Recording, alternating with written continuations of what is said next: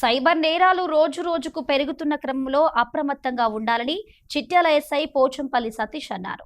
చిట్యాల మండలంలో సైబర్ నేరాలపై అవగాహన సదస్సు నిర్వహించారు. ఈ కార్యక్రమానికి ఎస్ఐ పోచంపల్లి సతీష్ హాజరై యువతకు సైబర్ నేరాల గురించి వివరించారు. ప్రస్తుతం పెరుగుతున్న ఆన్లైన్ మోసాలు, fake calls, OTP frauds, social media మోసాల గురించి వివరిస్తూ జాగ్రత్తలు పాటించాలని సూచించారు.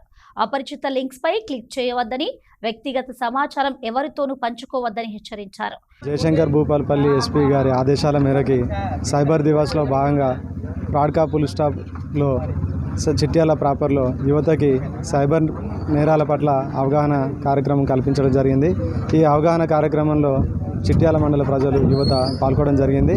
వీరికి రానున్న కాలంలో సైబర్ నేరాలు ఏ విధంగా జరుగుతాయి, సైబర్ నేరాల్లో గల ఓటీపీ ఫ్రాడ్స్ మరియు డిజిటల్ అరెస్ట్ మరియు ఓటీపీ ఫ్రాడ్స్ గురించి తెలియజేయడం జరిగింది. యువతకి అందరికీ తెలియజేసేది ఏంటంటే ఫ్యూచర్లో ఎక్కువ జరిగే సైబర్ పైన నేరాలు జరగడం జరుగుతాయి కాబట్టి యువత అందరూ తమ యొక్క సెల్ ఫోన్ల పట్ల కానీ సైబర్ నేరాల పట్ల కానీ జాగ్రత్తగా ఉండాల్సిందిగా తెలియజేస్తున్నాము.